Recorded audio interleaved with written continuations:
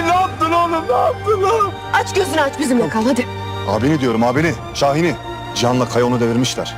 Göğsünden vurmuşlar. Hepsi. Başka kim yapacak? Kıydılar oğluma. Cihan!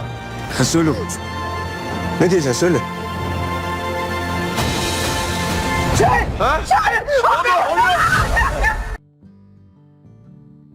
Здравствуйте, мои дорогие подписчики!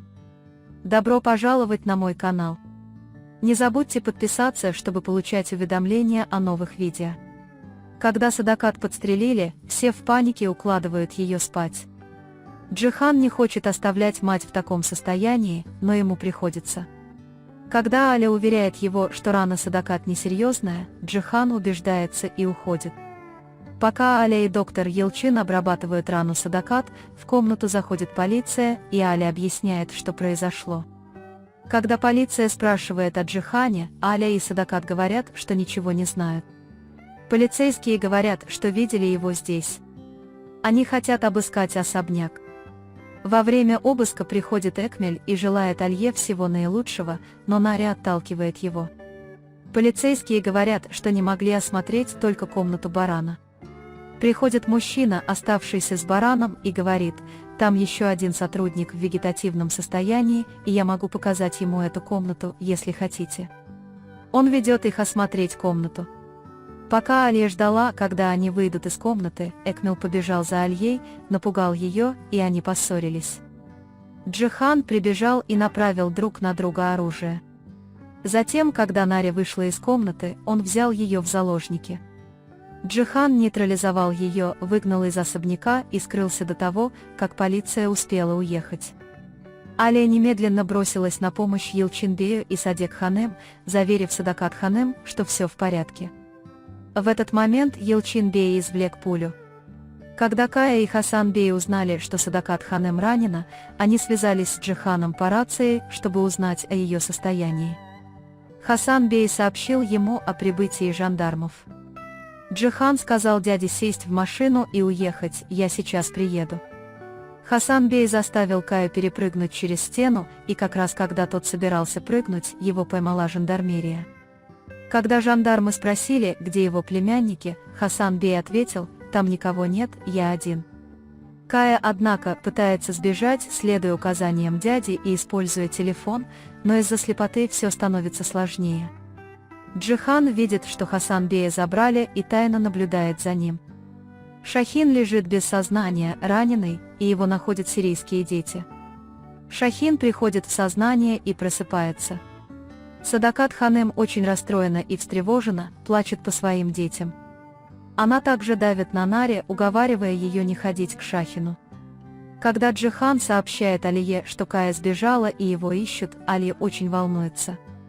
Кая падает в глубокую яму, пытаясь сбежать. Она отчаянно ждет, когда ее найдут. Когда Шахин прибывает в особняк и ищет Наре, она и мать Шахина немедленно отправляются к ней. Алия собирает всю деревню на площади, говорит им, что Джихан невиновен и что им не следует верить обвинениям Экмеля, и взывает к их совести. Люди Джихана тут же сообщают ему новости и даже делают видеозвонок, показывая эти моменты. Джихан выходит на дорогу к Алие, они выходят и разговаривают. Он говорит ей, что знает о том, что сделала Аля, и что он не знает, жива ли Кая или мертва. Он также говорит: «Я не хочу беспокоиться о тебе». Джихан говорит Алие, как она ему дорога, говоря: «Твое присутствие придает мне сил». Затем он спрашивает, как дела у Садакат Ханем и барана. Уходя, Джихан говорит Алие: «Ты настоящая женщина Альбора. Ты понимаешь, о чем я?» Когда Али отвечает: «Нет, я все еще мать, врач и твоя жена». Шахин узнает о том, что сделала Экмель, и сталкивается с ней. Шахин не рассказывает Наре правду, которую узнал, говоря: «Узнаешь, когда придет время». Пока Кая находится в яме, Демир ищет ее. Услышав голоса, Кая прижимается к стене и хватает пистолет. Когда Экмель спрашивает, нашла ли она Демира, она отвечает: «Мы его еще не нашли». Осматриваясь, она сталкивается с Джиханом, и когда она подает сигнал жандармерии, командир Джихан убегает. Наре, глубоко опечаленная, говорит с Алией подавленным тоном, а Алия успокаивает ее, что эти дни пройдут. Когда Садакат узнает от Алии, что Наре ушла к Шахину, она звонит ей и говорит, что отвергла его, говоря: «У меня нет такой дочери, как ты». Наре ничего не может сказать матери, она впадает в отчаяние и плачет. Эчмель посылает Надим Аге и Хасан Бею, находящимся в тюрьме, якобы десерт в знак выздоровления. Когда Садакат Ханем немного приходит в себя, она идет к барану. Алия не нашла Садакат в ее комнате и пошла за бараном. Садакат спросила: «Что ты здесь делаешь? Разве ты не должна была быть на операции у Каи?» Когда Аля сказала, что уже ночь, Садакат попросила ее позвонить Джихану. Несмотря на нежелание Алии, она позвонила Джихану и попросила его поговорить с Садакат. Зерин бросилась к Кае, пытаясь найти ее и вытащить из ямы. Они обнимались и плакали, а Демир пытался их застрелить. В этот момент появился Джихан и приставил пистолет к шее Демира. Люди Джихана вытащили Каю и Зерин из ямы. Джихан передал Кае пистолет и приказал ему застрелить Демира, но Кая отказалась. Джихан бросил Демира в яму, и все вместе ушли. В 5 минут 10-го была объявлена минута молчания в память о годовщине смерти турецкого лидера Мустафы Кемаля. Демир приходит в особняк и пытается силой увести Зерин. Но Зерин наотрез отказывается идти. Когда Экмель начинает плохо отзываться о Зерин, Зерин вынуждена пойти с Демиром. Когда Джихан звонит Экмелю с телефона Алии, звонок берет мужчина рядом с ним, но Джихан спрашивает Экмеля, но Экмель отказывается. Алия говорит ему, что у Каи нет времени на срочную операцию. Кая, расстроенная тем, что из-за плохого зрения она не может двигаться вместе с братом, начинает стрелять и крушить окружающие предметы. Джихан застает его у дверей особняка Экмеля, начинается перестрелка и прибывает жандармерия. Джихан забирает Экмеля и уходит.